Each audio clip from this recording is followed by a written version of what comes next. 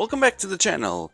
I'm a huge fan of Castles of Burgundy, and so I was always keeping under my eye the Castles of Tuscany as a potential other very good game from Stefen Feld. So today I finally have a chance to get one and to try it. I've never played it, but I'm going to show you what is inside Castles of Tuscany.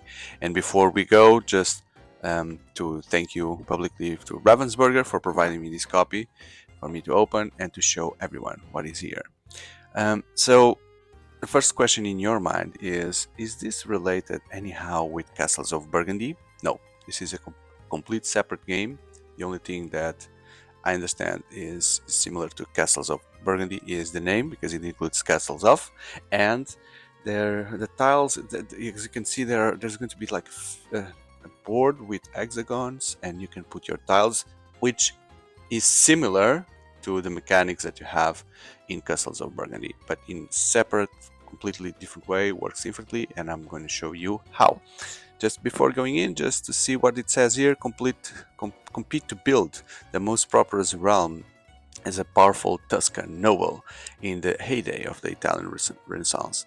Build, trade, harvest, and quarry to bolster the towns, villages, and monasteries surrounding your castello. A great introduction to the Castelline. Castelline? Are there more castles besides Burgundy and Tuscany? I don't know. Okay, and so 2 to 4, 1 hour, 10 years, and I don't know what this is. 3 and 10. Is this like complexity? 3 and 10? This is like their own reference for complexity, because everyone uses BGG nowadays. So let's see what is inside Castles of Tuscany. Trying to find here the perfect spots. And let me use my nail, because I feel like the scissor will just destroy. Oh, there's an opening here. Yes, there's an opening here. While we open, just a reminder to everyone that if you like this video, don't forget to leave that expressed feeling in a like, hitting the like button, considering subscribing, because we're almost at the 3,000, and it really helps me to get to that milestone, to keep growing this channel and bring even more interesting content. So thank you for that. There we go. Okay, lots of empty space. So we'll have some cards here with the meeples. We'll go through all of them. Scoring cylinders, and then everything else is compressed here, because this is going to be things to unpunch. Yeah, there you go. So, and wow, like we've seen this as a tradition in Ravensburg games, which is the bags that they offer, they provide with the games. Thank you for that. They're hidden in the bottom, so they are the first things to go in. So let me start by showing what I think is the most interesting thing in this game, which is this circle, which is the scoring board, right? The scoring board. I'm trying to see how it's. I guess it's this, like a clock, right? And you have the green circle, the outside circle, and then the red, which is the inside circle. So this reminds me of some. Immediately, like the first impression is like the zodiac symbols, but it's not. It has not to be with. It had nothing to do with the zodiac symbol. I guess it's even the symbols themselves. They have no impact in the game. It's just for decoration. It's to represent what happens in Tuscany, right? You have the wines that are the fields that need to be cropped, the animals that need to be farmed.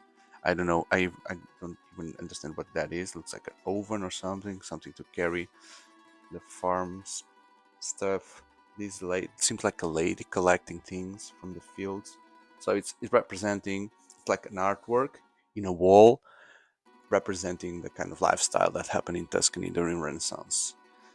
Although this lion looks like a doorknob that you could open a door, a big wooden door. Maybe that's it, and I didn't saw that in the beginning. This is like a door to somewhere, but it also reminds me like a fountain. You see the water coming from the lion's head, mouth, into some kind of fountain. Anyway, so you'll be scoring 3 rounds. The first round you score the green part, and then those points will go to the red, and you keep scoring on the red side. In terms of manuals, you have all these manuals, which I want I definitely don't think it's worth to keep everything, but for the video's sake, I'm going to show you the English one. But you also have what it seems like to be German, French, Italian, and Spanish, the typical ones. Typical ones. Okay, so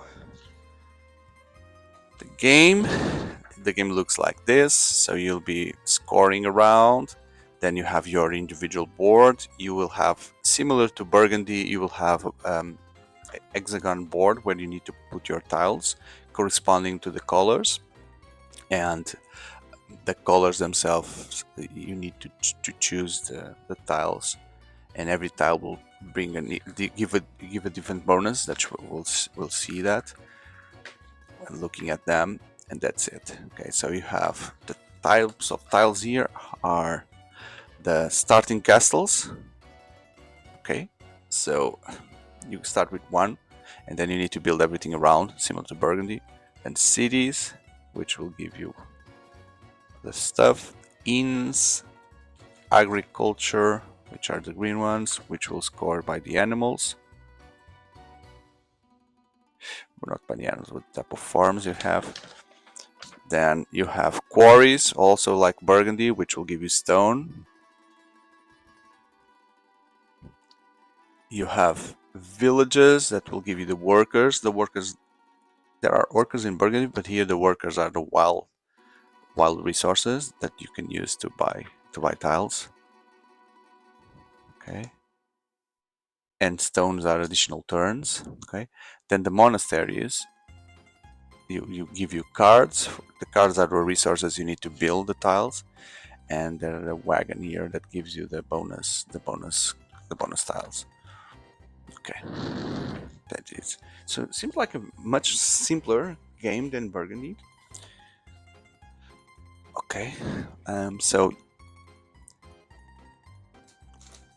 these are the boards, the initial boards. So you pick three randomly, not randomly. They have, you need to pick an A, B, and there's A, B, and C version. Okay, you see A, B, and C. You pick one of each, and then you can put them sideways according to some rules, and that's going to be your region that you need to fill with the tiles. Okay, the kind of bonus cards that you get, I'm going to show you after when we get to the cards. That's what you get in terms of tiles. Okay, and I'm going to explain what these things are after. And this will be your player board. So this is also like helping you to understand what happens when you place. So when you place a village, you get one of these bonus that is the symbols here. So initially you start with just one on your engine. So on the draw phase 3 cards, you can put one tile here to be built. You can have one stone, one worker, and you draw one card. But then when you build a villager, you add the extra things like you see here. You add on the corresponding right side here. So when you do the action, then you build an engine that you, instead of drawing 3, you draw one more, 4. Instead of holding 1, you can hold 2. Instead of building a stone, getting a stone, you get 2. 1 worker, 2 workers, 1 bonus card, 2 bonus cards. So you can invest in specific actions that are good for you and create an engine on that. So when you build the blue thing, the river, or what was that, you get a tile, an hexagon tile, these here, right? And that counts as a wild terrain to cover your map. Because also similar to Burgundy, when you complete a certain type of color in the whole map, you also gain bonus. So these tiles help you to get that last thing you needed to fill it quicker. And then the farms get you 1 victory point for the different kind of farming that you have: animals, olive oils, vines, and wheat. Here you have the stones. Here you draw the cards. Here the villages you build. I don't know. That's a city. That's a village. You have the workers, and here you get the bonus cards that you will see. Bonus cards are basically extra points and extra things that you can have. And so if you are the fastest to achieve some things, you get these bonus tiles that you will see what they are. Okay, So more tiles. That's why you need so many bags. More tiles here. And another player board with more tiles. So for example, if you are the first to get all the green ones filled, you get 4 points. But then it turns to the other side, which is if you are the second, you only get 2 points. So there's a race there for the bonus to get the yellows, the first one to get the quarries, the first one to get to the rivers. It provides those bonuses as well. Okay, so these would be the wooden meeples that would go around here. Okay. You have the stones, the workers, and the hexagons, the wild hexagons, as wooden tokens. And the last thing would be the cards. So the cards are the resources in this game. So if you want to build a red tile, you need to have or to spend 2 red cards. Okay, but if you don't have 2 red cards, then you can have 2 of another type and 1 red. This way you could build a red tile. Okay, so you are not stuck with the cards that you don't have. You can spend extra to get there. So the quarries, the cities, the fields, not the fields now. These are the ones that give you bonus cards. The watery. Oh, I understand these icons now. Yes, so they represent the type of tiles. So this is like the windmill, and there's no city here. Doesn't seem so. I don't see a city. I don't see the hammer. Okay, so that was the only one that I recognized. No, I see that here. Okay, pulling cards. Then the windmill, we saw that. That's a fort. That's the symbol of the fort. That's a city. Yeah, that's that one. It looks different, but that's the same thing. Those are the forts. And then we just change to the bonus. Yeah, the bonus cards. So they have a different back here, as you can see. And you will get the bonus here 2 cards. 1 point. 2 points. 1 point on a card. Stone, worker, and a wild tile. Okay. I don't know why these things come packed differently. Is it cheaper if you just split cards into 2 different packs? The machines cannot produce 1 single pack, especially if we're talking about similar cards, which seems to be the case. Okay, so this may represent something in the game, like first play or something. Then the farms, which, oh, that's why we have so many symbols, because the farm symbols are the pig, the olive, maybe that's the olive, the vine, the grapes there, and the wheat field. There it is. Makes sense now.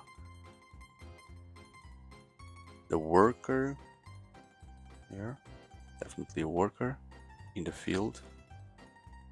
Farmer. Oh no, that's a monastery. I get it now. The symbol is exactly that. That's a monastery. So really the cities are not represented. Oh no, look there. Look there. Below the lion's ring. There's the city. There's the city. You see? I feel like Indiana Jones now. And there's the hammer as well. They were not lost. There's the hammer. Indiana Jones found the hidden symbol. And there's the hammer. Monastery, and more hammers. Cool. Interesting game. Definitely on top of my priority list to take it to the table and try. I love Burgundy, so this one is feeling like something very similar. So one of my priorities to play next, for sure. Thank you for watching. I hope you have enjoyed this video to the point that you hit that like button and consider subscribing. and help me to get this channel to higher levels. So I truly believe if you like board games and card games in general, that you'll find interesting content in the channel. Take a look, and I hope to see you in the next videos. Thank you very much. Goodbye.